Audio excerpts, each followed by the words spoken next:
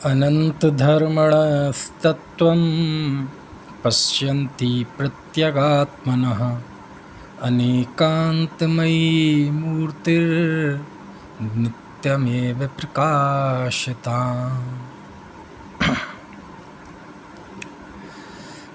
आत्मार्थी मुमुक्षु के कर्तव्य, इस विषय पर कल हमने बात प्रारंभ की थी। कैसा जीवन होता है एक आत्मार्थी का, एक मुमुक्षु का, इस पर हमने बहुत सरल सुपाच्य चर्चा की थी, जो हमारे जीवन निर्माण में काम में आए, जिससे हमारा जीवन सुधरे। कल हमने 3 बिंदु समझे थे कि आत्मार्थी का पहला कर्तव्य ये है कि उसे दुनिया से कोई शिकायत नहीं होना चाहिए, क्योंकि जब वह कर्म सिद्धांत समझता है, पर्यायों की क्रमबद्ध व्यवस्था समझता है और आत्मा को शरीर राग आदि से भिन्न समझता है, जब इतने बड़े बड़े महासत्य की अनुभूति आपको हो रही है, तो आपको शिकायत क्यों? फिर ये जीवन का हल्कापन क्यों? फिर ये जीवन की तुच्छता क्यों कि कोई भी हमारे साथ दुख हो, कोई भी कष्ट हो, कोई भी हमें मुसीबत आए, कोई हमारा मान अपमान हो और हम उसका ठीकरा किसी दूसरे पर ठोक दें, फोड़ दें और हम कषायवान होकर मस्त रहें। कहते ये आत्मार्थी का कर्तव्य नहीं है, ये आत्मार्थी का जीवन नहीं है। उसके जीवन में शिकायतें नहीं होनी चाहिए। जो है जैसा है ठीक है, कर्म के उदय से हो रहा है, अपनी क्रमबद्ध अपने समय पर होनहार के अनुसार हो रहा है। ये विभाव भाव है, संयोग है, ये मेरा पारमार्थिक स्वरूप नहीं है, मैं इनका ज्ञाता हूँ।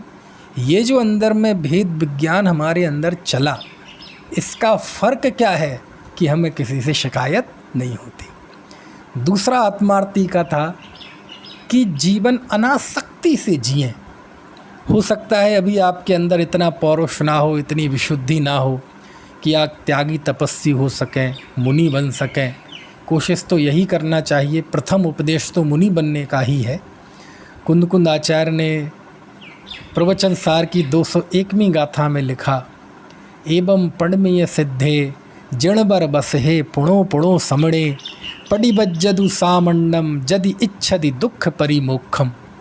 यदि दुखों से छूटना चाहते हो तो श्रामंड अंगीकार करो, मुनि धर्म अंगीकार करो। लेकिन वैसा नहीं हो पा रहा है तो कम से कम जिस गृहस्थ दशा में रहें, घर में रहें, ब्रह्मचारी होकर रहें अथवा वैवाहिक जीवन बिताएं, है ना, बीवी बच्चों के साथ, माता पिता के साथ अपना जीवन जिएं। तो जब तक इस जीवन में रहें अनासक्त होकर जिएं, वियोग बुद्धि से जिएं कि ये परिस्थिति है ना, अभी मेरे अंदर उतना पौरुष नहीं है। तो जो पौरुष नहीं है उसका खेद भी बरतना चाहिए कि मेरे अंदर ये पौरुष क्यों नहीं है, मेरे अंदर ये त्याग और ये समर्पण की भावना क्यों नहीं है, इसका खेद भी होना चाहिए। और वर्तमान में जो संयोग है इसका भी खेद होना चाहिए और इससे निरंतर परिणति में हटाहटी चलना चाहिए। तो अनासक्तमय जीवन जिएं। अनासक्ति होने का मतलब ये नहीं है कि मुंह लटका लें। अनासक्त होने का मतलब ये नहीं है कि घर में उदास होकर बैठ जाएं, है ना, किसी से बोले ना, किसी के चाले ना, ऐसा नहीं है। उदासीनता मतलब एक भीतर की उदासीनता, भीतर में एक ऐसा, है ना, जैसे नशा करने वाले लोगों को हो ना, एक अंदर में शुरूर होता है, तो वो तो अशुभ है, पाप है।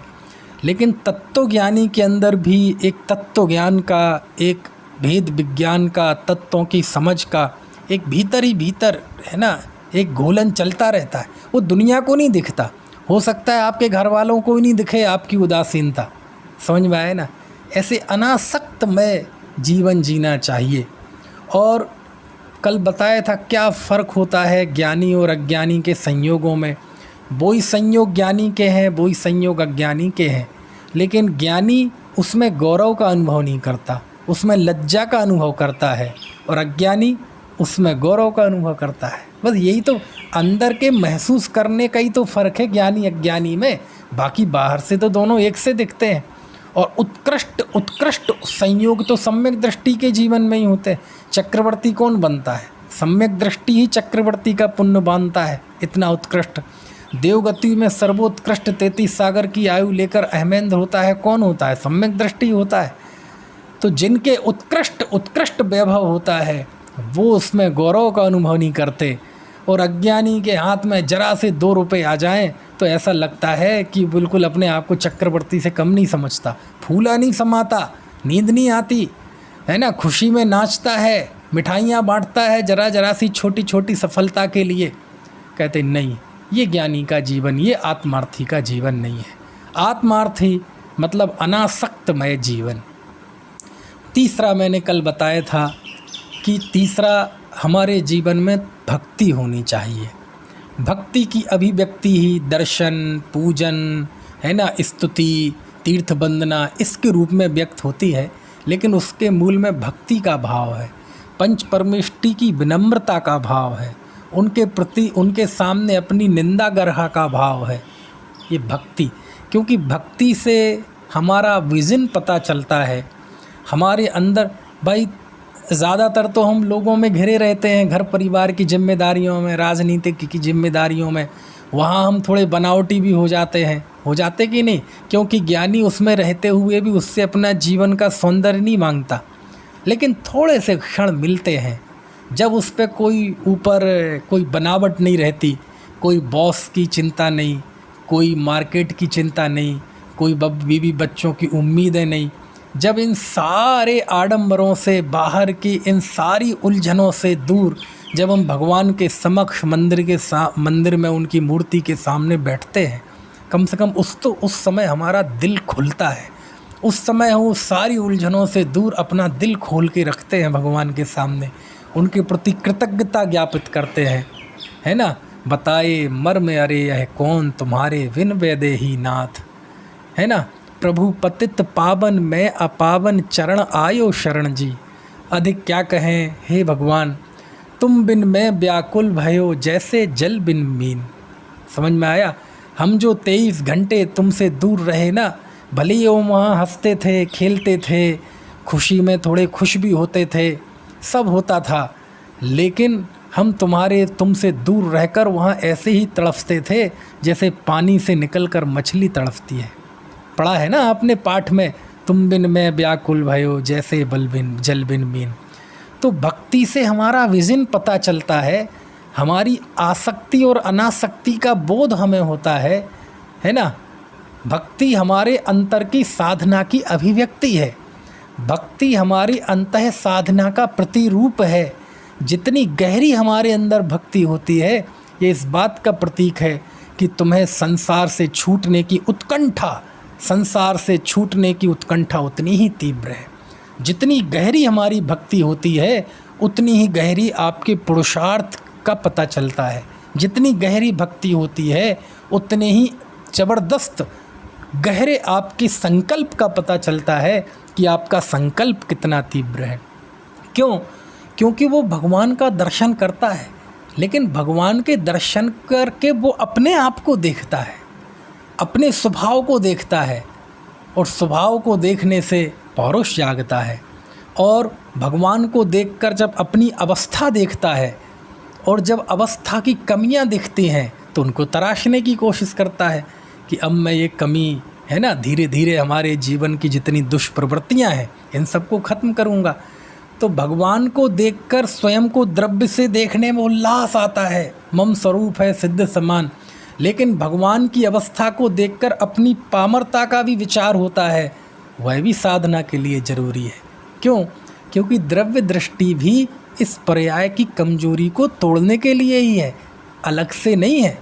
इसलिए पर्याय का ज्ञान जरूरी है और द्रव्य का आश्रय जरूरी है।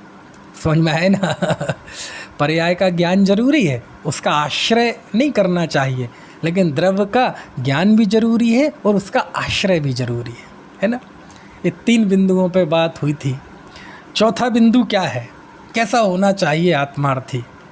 तो चौथे आत्मार्थी के जीवन की चौथी खूबसूरती, सुंदरता ये है कि वो निर्भय रहे, उसके अंदर कोई भय ना हो। क्या मतलब हुआ भय ना हो? हम तो 24 घंटे डूबे जा रहे भय से, फिर भय क्यों नहीं हो? भय नहीं होने का मतलब क्या है? देखो, जैसे अभी इतनी बड़ी महामारी पूरे विश्व में आई, पूरा विश्व इससे जूझ रहा है ना। मास्क लगाते हैं हम और कई हाथ धोते हैं बार बार, सोशल डिस्टेंसिंग का पालन करते हैं, मंदिर भी सूने हो गए, है ना। तो ये तो एक परिस्थिति है, ज़्यादा दिन नहीं रहेगी ये परिस्थिति, और हमेशा भी नहीं थी। लेकिन सावधानी होने के बावजूद भी अंदर में एक निर्भयता का भाव हो। समझ में आया ना? 24 घंटे एक निर्भयता का भाव अंदर में होना चाहिए कि मैं घर में रह रहा हूँ, ये मेरी कमज़ोरी है। समझ में आया? मैं घर में ताला लगाता हूँ, मैं बहुत सारी कोशिश करता हूँ स्वयं की केयर करने के लिए, परिवार की केयर करने के लिए, ये कर रहा हूँ, लेकिन ये ऐसी चीज़ नहीं है। जब जिस समय मौत आनी होगी आ ही जाएगी, कोई नहीं रोक पाएगा। लाखों वर्षों तक जीऊँ या मृत्यु आज ही आ जावे, ये जो निर्भयता का भाव है, समझ में आया ना। हम जब भगवान के सामने जाते हैं तो हम निर्भयता की भावना निभाते क्या? हम भगवान से कहें, भगवान हमें कोई सांसारिक सफलता नहीं चाहिए, हमें कुछ नहीं चाहिए, दुनिया की कोई भी चीज़ नहीं चाहिए, क्योंकि मुझे पता है या आपने हमें बताया है कि सांसारिक सफलताएं असफलताएं हमारे पूर्व कर्म के अधीन हैं, वर्तमान के हमारे पुरुषार्थ से कोई फ़र्क पड़ता नहीं है। तो फिर तो हमारे पास आए क्यों हो? हम इसलिए आए हैं। क्यों? क्योंकि और दुनिया के पास जाते हैं तो हमें लोग भ्रमा देते हैं। किसी देवी देवता के पास जाएंगे, किसी बाबा के पास जाएंगे तो हमें और दुखी कर देगा। वो कहेगा कि तुम ये काम कर लो, तुम्हारा दुख ठीक हो जाएगा, ये कर लो, तुम्हारा काल सर्प योग चल रहा है, ये हो जाएगा। कहते सारी दुनिया छलिया बैठी है, लुटेरों की टोली बैठी है। लेकिन हे भगवान, जब हम आपके सामने आते हैं तो आपके सामने आकर हमारा आत्मबल बढ़ता है। समझ में आया ना? हमारे अंदर साम्य भाव जागृत होता है, निडरता पैदा होती है, निर्भयता पैदा होती है कि जब हमें आपका दिशा निर्देशन प्राप्त है, जब हमें आपका तत्व ज्ञान मिल गया है, तो किस बात का डर? परलोक का भय, परलोक में जो होना होगा हो जाएगा। इहलोक का भय, इस लोक में अब तक जैसा चला किसने चलाया, आगे भी ऐसा ही हो जाएगा, है ना। मृत्यु कल नहीं, आज आ जा, आज नहीं अब आ जा, तू आ जा, लेकिन मजाल की मेरे चेहरे पे शिकन भी आ जाएगी। तो मृत्यु आएगी तो क्या करूँगा मैं? जान लूँगा। समझ में आए ना? है? किसी ने पूछा कि क्यों जी, आपके सामने मान लो आपको पता चल जाए कि आप कुछ घंटों बाद आपकी मौत है, मरना है, तो जैन साहब आप क्या करेंगे? क्या करेंगे आप? मैंने कहा मैं सब काम करना बंद कर दूंगा, सारे संकल्प विकल्प छोड़ दूंगा, क्या रखा।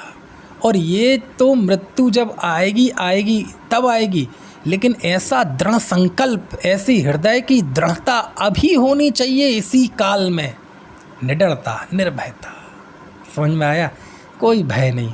वैसे तो भय संज्ञा 8वें गुण स्थान तक है, लेकिन हम गृहस्थ के स्तर की भय है, क्योंकि सम्यक दृष्टि को सप्त भयों से रहित कहा गया है। वो भजन है ना एक बुद्धजन राय जी का, हमको कछु भय नारी जान लियो संसार। अब हमें कोई भय नहीं रहा, क्योंकि हमने सारे संसार को जान लिया। ओहो, सारे संसार को जान लिया? ऐसा क्या, कौन सी बात जान ली भैया कि जो तुम कह रहे सारे संसार को जानने वाला तो केवल ज्ञानी होता है, सर्वज्ञ होता है। तो आप क्या सर्वज्ञ हो गए क्या? हाँ, बोले सर्वज्ञ जैसा ही निर्णय हो गया। क्या मतलब? किसे कहते हैं संसार को जानना? हम ये समझते हैं, एक व्यक्ति ये कषाय में भी कहता है और उलाहना में भी कहता है, खीज में भी कहता है, दुख में भी कहता है, शिकायत में भी कहता है, ओ भैया हमने सारी दुनिया को जान लिया, हमें ज़्यादा ना बताइए आप। लेकिन ये शिकायत में कही गई बात नहीं है, ये वस्तु स्वरूप की स्वीकृति से उत्पन्न जो एक अंदर के आनंद का भाव है, निर्भयता का भाव है, ओ भाव है ये। हमको कछु भय नारे जान लियो संसार। अब हमें कोई भय नहीं रहा, क्योंकि हमने सारे संसार को जान लिया। समझ में आया? अब प्रश्न, ये सारे संसार को जानना मतलब क्या? इस भजन में ऐसी रहस्य की बात है सच में। आप ऐसा समझ लीजिए कि जैसे पुराने ज़माने में हर गांव में, हर गली में एक जगत नानी होती थी। शाम के शाम सब बच्चे घेर के बैठ जाते थे, नानी कहानी सुनाओ, नानी कहानी सुनाओ, है ना। हमारे हिंदी में एक पाठ है, उस पाठ का नाम है कुटज, आचार्य हजारी प्रसाद द्विवेदी का। एक कुटज नाम का एक पौधा होता है, वह हिमालय के उस इलाके में होता है कि जिस एटमॉस्फेयर में, जिस पर्यावरण में दूसरा कोई जीव नहीं होता, मनुष्य नहीं होता, कोई पशु कीड़े मकोड़े नहीं होते, कोई वनस्पति नहीं होती, बिल्कुल कुछ नहीं होता उस इलाके में। और उस इलाके में यदि कोई होता है तो एक छोटा सा पौधा होता है, कुटज नाम है उसका। ऐसा कोई देखने में सुंदर नहीं होता, समझ में आया ना। आपको सामने दिख भी जाएगा तो आपको कोई उसके प्रति अट्रैक्शन नहीं आएगा, आपकी निगाह टिकेगी नहीं, लेकिन वो ऐसे माहौल में खिलता है। तो हजारी प्रसाद द्विवेदी कहते हैं, मैं इसकी जीवटता पर न्योछावर हूँ। हे कुटज, एक प्रश्न बताओ, इस प्रश्न का जवाब दोगे? बोले, जिन परिस्थितियों में, जिन हालातों में कोई वनस्पति नहीं होती, कोई प्राणी का जीवन नहीं है, ऐसे विपरीत हालातों में, ऐसे, है ना, भयंकर एटमॉस्फेयर में आखिर तुम कैसे जीवित रहते हो? तुम कैसे लहलहाते रहते हो? इस विपरीत परिस्थितियों से आखिर तुम अपने जीवन के सृजन कण कहाँ से चुनते हो? मैं न्योछावर हूँ तुम्हारी इस जीवटता पर, मैं लट्टू हूँ मैं तुम्हारी इस जीवटता पर, है ना। ऐसे ही हम सब इकट्ठे होके किसी ज्ञानी से पूछें कि हे भाई, हम तो सब दुनिया की उलझनों में हमारे कंधे दबे जा रहे हैं, झुके जा रहे हैं, 24 घंटे एक भय के माहौल में जीते हैं, समझ, स्वप्न भी भयानक भयानक आते हैं। एक बात बताओ, इन्हीं परिस्थितियों में हे ज्ञानी, तुम कैसे निर्भय रहते हो? तुम चेहरे पे कैसे तुम्हारे लालिमा रहती है? कैसे चेहरे पे एक साम्य भाव रहता है? तुम्हारे जीवन का सीक्रेट क्या है? इस भजन में पंडित बुद्धजन राय जी ने वो सीक्रेट बताया है, समझ में आया ना। हमको कछु भय नारे, जान लियो संसार। क्या जान लिया संसार के नाम पे? अब देखो, संसार के जानने की व्याख्या आप सुनना, क्या व्याख्या की है संसार को जानने की। जो निगोद में सो ही मुझ में, सो ही मोक्ष मझार। जो निगोद में, सो ही मुझ में, सो ही मोक्ष मझार।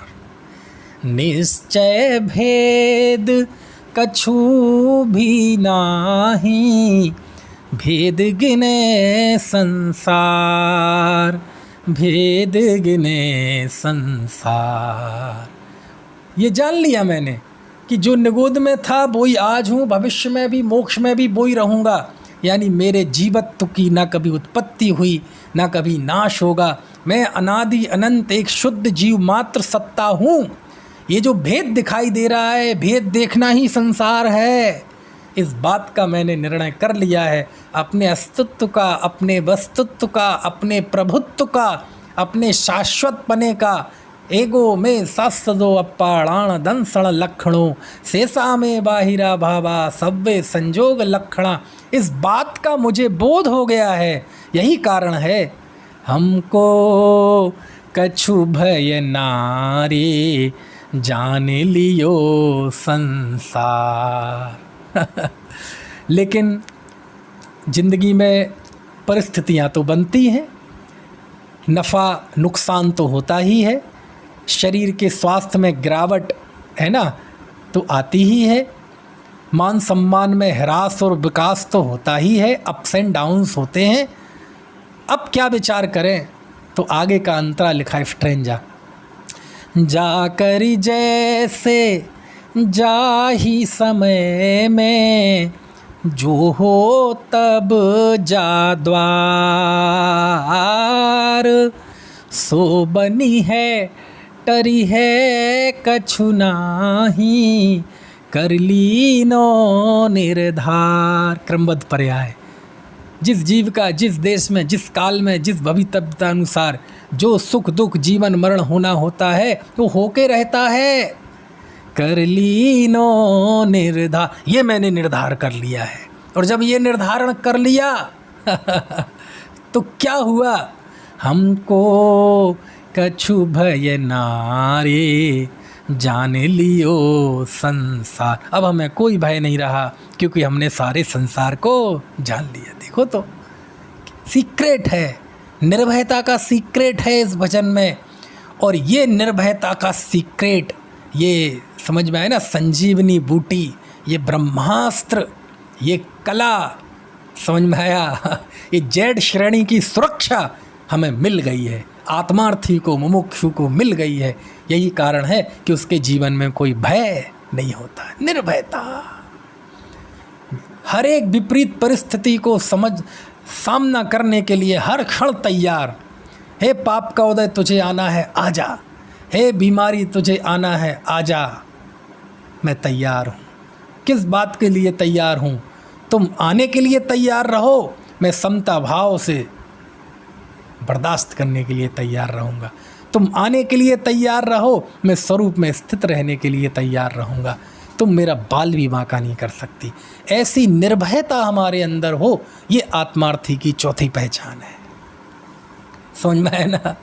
बात तो बहुत हो सकती हैं। मुझे समय सार की निर्भयता की गाथाएं भी याद आ रही हैं। छिज्जदुबा भिज्जदुबा 209वीं गाथा, लेकिन अभी सुनाता नहीं हूँ क्योंकि कई सारे पॉइंट में सोच रहा हूँ आपको उसका थोड़ा रसास्वादन कराऊँ।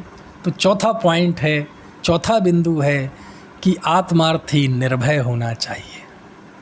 बात समझ में आ रही कि नहीं? चलिए, आपको समझ में आ रही है बात? सरल है, बहुत चर्चा सरल है लेकिन तात्विक है। रात्रि का समय है, बहुत अधिक गहरी बात नहीं हो सकती, लेकिन वो बातें जो हमारे हृदय में लंबे समय तक जीवित रहें, जिसके अनुसार हम जीवन बनाने की कोशिश करें, वो बिंदु मैं आपके सामने रख रहा हूँ। सही है? पांचवी प्रवृत्ति है, पांचवा बिंदु है शास्त्राभ्यास। आहा, आत्मार्थी को शास्त्र का अभ्यास बहुत करना चाहिए। गुरुदेव श्री कहते थे, दररोज 2-4 कलाक स्वाध्याय करवा जोइए। प्रत्येक दिन 2-4 घंटे तो स्वाध्याय करना ही चाहिए। आप में से बताओ कितने लोग करते हैं? यदि नहीं करते तो क्या हम गुरुदेव को मानते हैं, उनकी बात मानते हैं? नाम तो लेना अलग बात है, लेकिन हम क्या उनकी बात मानते हैं? नहीं, शास्त्र का स्वाध्याय कीजिए। ये इतने ज्ञानियों ने, आचार्यों ने, भगवंतों ने ये जिनवाणी हमारे लिए लिखी है। उन्हें नहीं थी ज़रूरत, उन्हें तो आचार्य परंपरा से प्राप्त था। लेकिन जब ये श्रुत का विच्छेद देखा कि अरे ये श्रुत का विच्छेद हो जाएगा तो पंचम काल के ज्ञानी, पंचम काल के आत्मार्थी मुमुक्षु जो आत्मा के हित के वांछक होंगे, उनको मोक्ष कैसे मिलेगा? उनको है ना, मुक्ति की साधना कैसे करेंगे? वो उन्हें साम्य सुख कैसे मिलेगा? उन्हें आत्मिक सुख कैसे मिलेगा? इस भाव से उन्होंने जिनवाणी को लिपिबद्ध किया, हमारे लिए लिपिबद्ध किया, मेरे लिए लिपिबद्ध किया। इसलिए शास्त्र का स्वाध्याय करना चाहिए। समझ, पंचम काल में हमारे दुर्देव से देव तो आज साक्षात उपलब्ध नहीं है। क्या करें, ऐसे काल में हम पैदा हुए, है ना। कहानी सुनते हैं कि जब वो विभीषण गया राम के पक्ष में रावण को छोड़कर, तो वहाँ शंका व्यक्त की गई कि तुम शत्रु के खेमे से आए हो, हम तुम पे कैसे यकीन कर लें, ऐसा ना हो तुम्हारे मन में छल हो। तो विभीषण ने कहा, यदि मेरे मन में छल हो तो मैं पंचम काल में पैदा हूँ। यानी आप समझ सकते हैं कि इस काल की शास्त्रों में क्या इमेज है। अच्छी इमेज नहीं है, लेकिन बावजूद इसके देव आज है नहीं। क्यों है इमेज ऐसी? क्योंकि यहाँ देव होते नहीं, तीर्थंकर साक्षात है नहीं। और गुरुओं के समागम के लिए भी कितना पुण्य चाहिए आपकी झोली में, ये हम आत्मार्थी मुमुक्षुओं से ज़्यादा कौन समझ सकता है। लेकिन शास्त्र हमेशा मौजूद है, 24 घंटे मौजूद है, नित्य बोधक है शास्त्र, नित्य बोधनी जिनवाणी है। और पंचम काल में तो शास्त्र ही देव है, शास्त्र ही तीर्थंकर है, शास्त्र से बढ़कर कोई नहीं है। जीवन के हर एक मोड़ पे आपके मित्र यार सब कुछ छोड़ के चले जाएंगे, रिश्तेदार नातेदार। यदि जीवन की अंतिम श्वासों में भी यदि कोई तुम्हें शरण देगा तो जिनवाणी शरण देगी, शास्त्र शरण देंगे, और कोई शरण देने वाला नहीं है। एक शिवकोटि आचार्य का भगवती आराधना ग्रंथ है, बहुत प्राचीन, कुंद देव के समय का ही।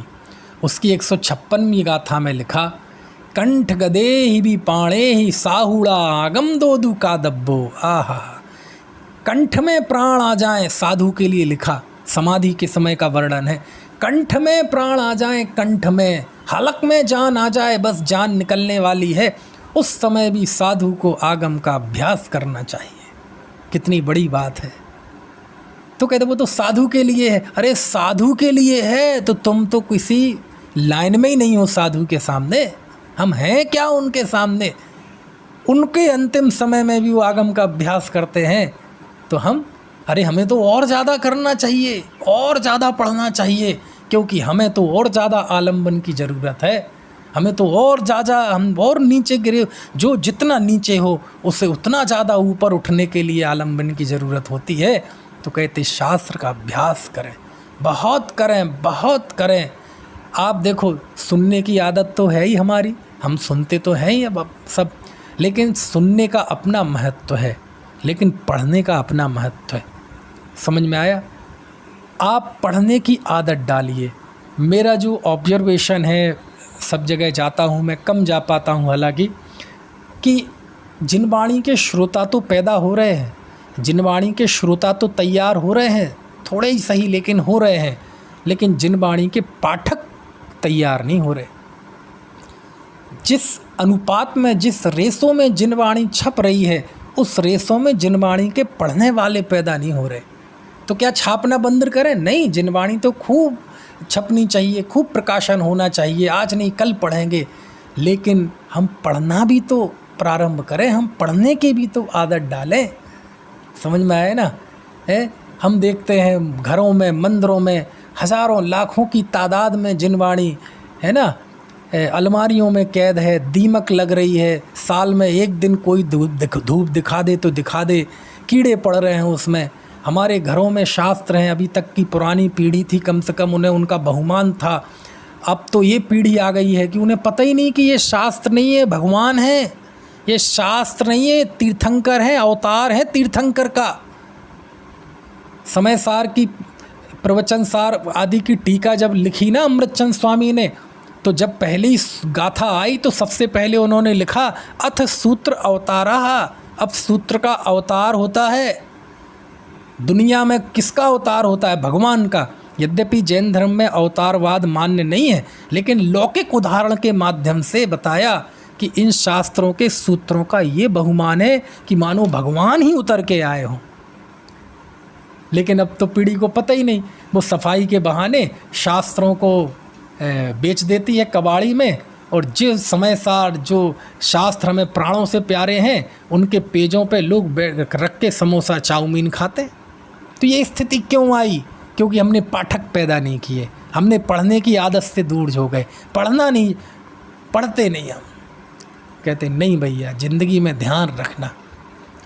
पिता आज हमारे पास है नहीं, अरहंत देव पिता, लेकिन जब पिता नहीं रहे तो हमारा पालन पोषण किसने किया? ज्ञानियों का पालन पोषण किसने किया? मोक्ष मार्गियों का पालन पोषण किसने किया? इसी जिनवाणी में आने किया।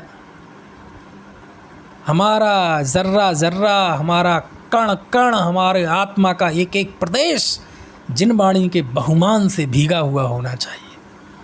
इसलिए शास्त्र अभ्यास करें, पढ़ें। यदि ज़्यादा ज्ञान नहीं है तो सरल शास्त्र पढ़ें। ज़्यादा बड़े बड़े शास्त्र नहीं पढ़ सकते, छोटी छोटी पुस्तकें पढ़ें, अनुवाद पढ़ें, प्रवचन पढ़ें, रत्नाकर पढ़ें, जैसे भी हो पढ़ने की आदत डालें।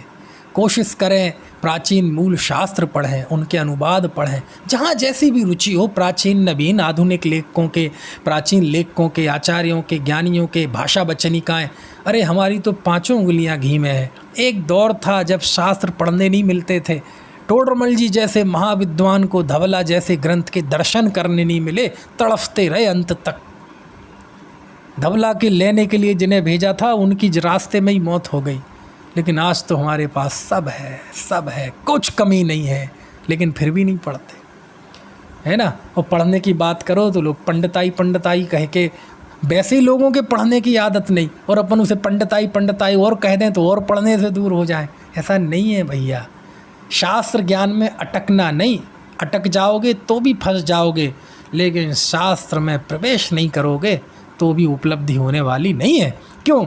क्योंकि शास्त्र ज्ञान भी हमारा अंतिम लक्ष्य नहीं है। ये बात भी तो शास्त्र ही बताते हैं, कौन बताता है? समझ में आई बात की नहीं? इसलिए शास्त्र अभ्यास करना।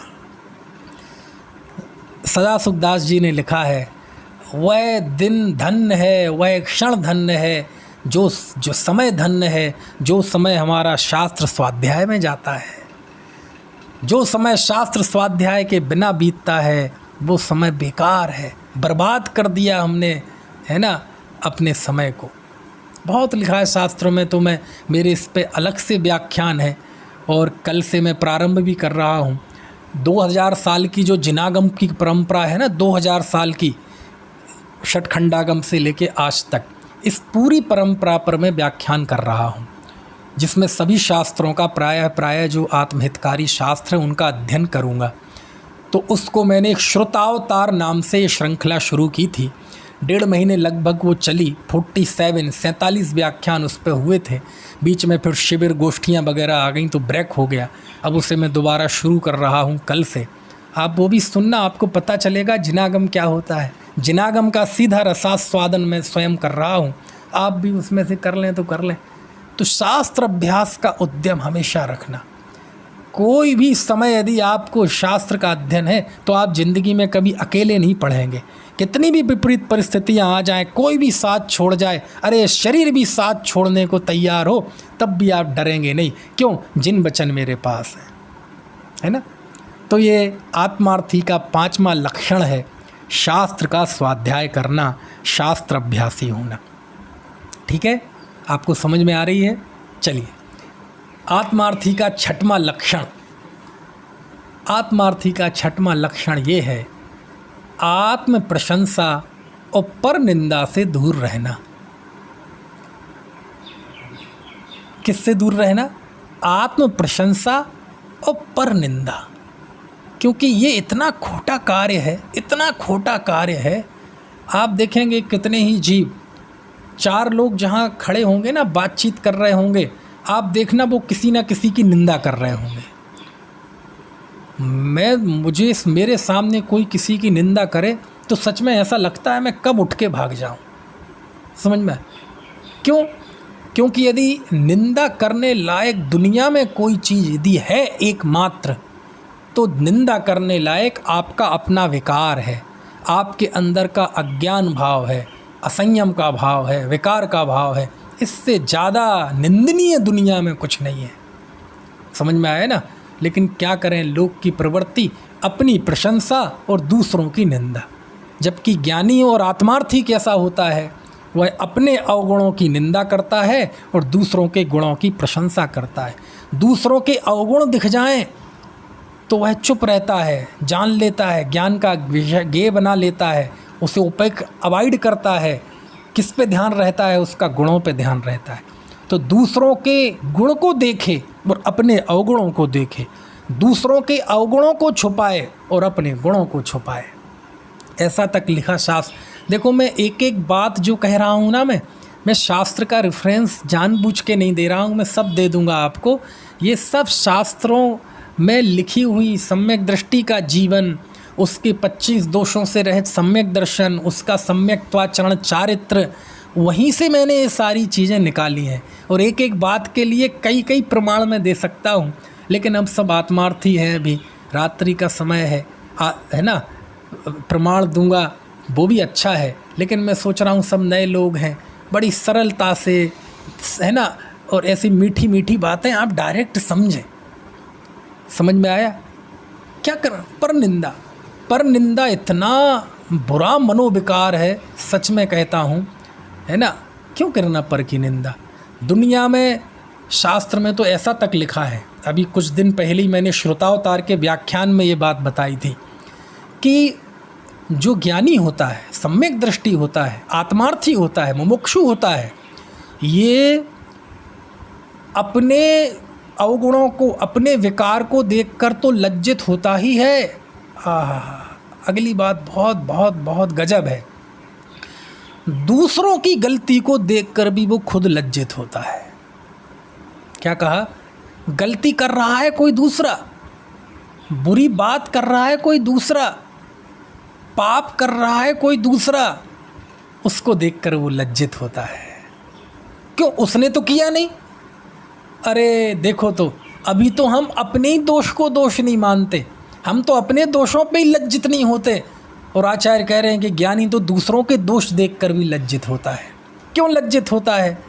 क्योंकि दूसरों दोष, मान लीजिए अभी मनुष्य के तौर पे बात करें, किसी मनुष्य ने, सुनना, किसी मनुष्य ने कोई ऐसी गतिविधि कर दी जो मानवता के विरुद्ध थी, तो वह इस रूप में लज्जित होता है, देखो ये भी मनुष्य है, हम भी मनुष्य हैं, मनुष्य होकर ये इतनी क्रूर हरकत कर रहा है, ये मानवता को लजा रहा है, और उस मानवता का एक हिस्सा मैं भी हूँ, मैं भी मनुष्य हूँ, इस रूप में लज्जित होता है।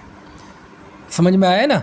एक सामान्य कोई जैन हो, और यदि कोई जैन हो और वह समझ लो शराब पी रहा हो, मांस खा रहा हो, तो वो लज्जित होता है। पी वो रहा है, लज्जित ये होता है कि देखो मैं भी जैन हूँ और ये भी जैन है, ये जैन होकर ये कर रहा है, कितने शर्म की बात है, मुझे लज्जा आ रही है देखकर। कोई सम्यक दृष्टि ज्ञानी पुरुष हो, उसके जीवन में कोई कर्म के उदयवश कोई ऐसी चीज़ दिखाई दे जाए तो वह ज्ञानी स्वयं लज्जित होता है। बात समझ में आ रही कि नहीं? अच्छा, कोई महापुरुषों के औदैहिक भाव दिखें तो क्या होना चाहिए? हमें लज्जित होना चाहिए। क्या होना चाहिए? लज्जित होते हैं हम। महापुरुषों की विकृतियों को देखकर, किसी की भी विकृति को देखकर, महापुरुष नहीं, किसी की भी विकृति को देखकर ज्ञानी लज्जित होता है। क्यों? उसे लगता है कि हम इसके विकार को ख़त्म तो नहीं कर सकते, लेकिन इसके विकार को देखकर मुझे लज्जा हो रही है। जब मुझे लज्जा हो रही है, ऐसी मेरे अंदर कोई गलती हो जाए तो दूसरे ज्ञानियों को कितनी लज्जा आएगी मेरे कारण से। मैं कसम खाता हूँ कि मैं ऐसा कार्य नहीं करूँगा।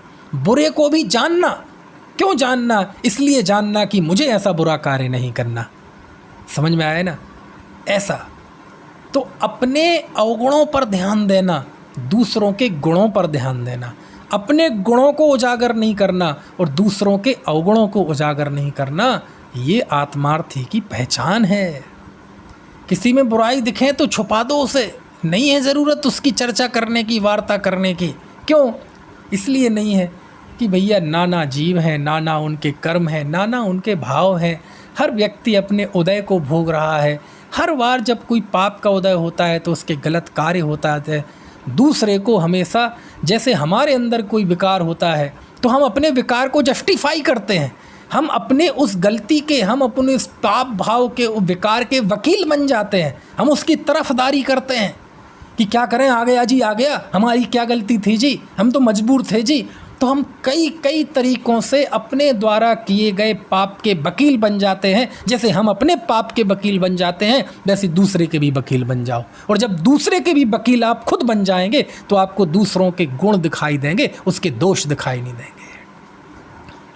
और अपने दोष दिखाई देंगे, आप अपने गुणों को उजागर नहीं करेंगे। समझ में आए ना? तो कौन करेगा उजागर? क्या ज़रूरत है उजागर करने की? आपके गुण का कोई दूसरा बखान करे, इससे क्या फ़र्क पड़ेगा?